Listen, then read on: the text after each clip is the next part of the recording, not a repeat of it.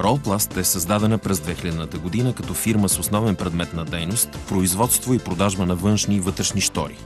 Благодарение на динамичния пазар, още през 2002 година са закупени първите машини за производство на ПВЦ и алуминиеви прозорци и врати. За 10 години от своето съществуване, Ролпласт се превърна в най-големия производител на врати, прозорци, щори и фасади не само в България, но и в цяла Югоизточна Европа.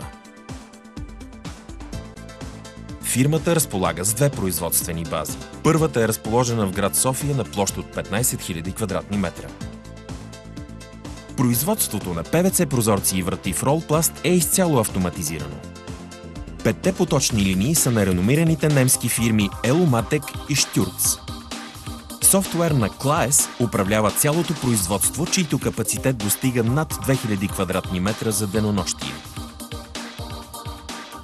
В производството се използват профилни системи Трокал и КБЕ, част от групата Profine, лидер в своя клас. Персоналът минава специално обучение в Германия.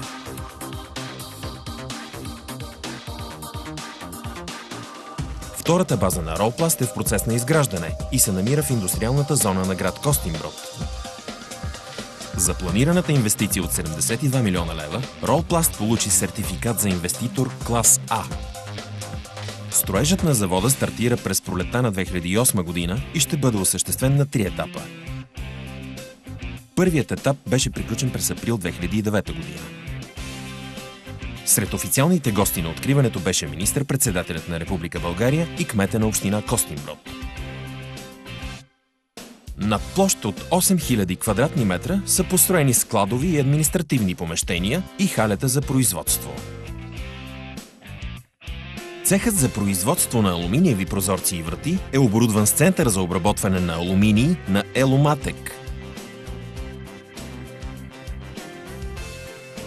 Производството на стъклопакети е изцяло автоматизирано с капацитет до 3000 квадратни метра на денонощие.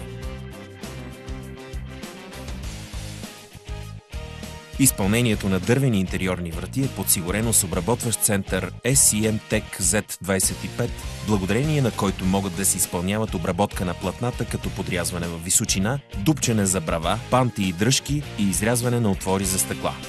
За изработването на външни щори и гаражни врати фирма Ролпласт е изградила производствен цех, оборудван с висококачествени машини. Капацитетът им е над 200 броя щори и 10 броя гаражни врати дневно. Ролпласт е специализирана и в производството на вътрешни вертикални, роло, плисе и римски щори. Фирмата разполага със специализиран цех, оборудван с работни маси за разкрояване на платове, висококачествени шевни машини и достига капацитет над 350-400 броя щори дневно. По-настоящем в Ролпласт работят повече от 500 служители, а заедно с франчайз-партньорската мрежа екипът ни достига над 1000 човека. Основната цел на предприятието е производството на богата гама от качествени продукти, с които да отговорим на изискванията на всеки клиент. Стремим се да осигурим отлично обслужване, от компетентната консултация до изрядния монтаж и след продажбения сервис. За постигането на тези цели не е без значение, че Ролпласт е аудитирана и сертифицирана по Международната система за управление на качеството ISO 9001-2008. За инвестицията си в град Костинброд през декември 2009 година, Ролпласт получи приз за инвеститор на годината в областта на преработващата промишленост. Престижната награда бе връчена на господин Светлин Николчев, изпълнителен директор на Ролпласт, от министъра на регионалното развитие и благоустройство господин Росен Плевнелиев.